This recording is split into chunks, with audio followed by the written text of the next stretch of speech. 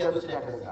जसं की मी आता तुम्हाला मगाशी म्हणालो, आज जे दागदागिने तुम्ही घालता, आपण गेलो की ते दुसऱ्याकडे गेले. तुम्ही आता जे दागदागिने वापरता, तुम्हाला सोनाराकडे जाऊन जर मोडायचे कधी, तर सोनाराकडे तुम्ही जेव्हा मोडता, तुमच्याकडे मोडणंच म्हणतात का? हा, मोडणंच म्हणतात लोक.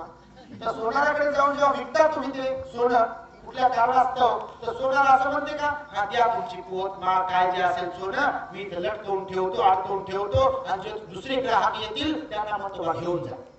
असं होते का तुमच्या सोन्याचं? तो सोना त्या सोन्याला घेतो, त्याला पेटवतो, त्याला स्वच्छ करतो, निर्मळ करतो, त्यातली घाण त्यातला मळ काढतो, त्याच्यापासून दुसरा दागिना नवीन तयार करतो, तो विकण्यासाठी ठेवतो, आणि मग त्याला कोणीतरी घेऊन जात.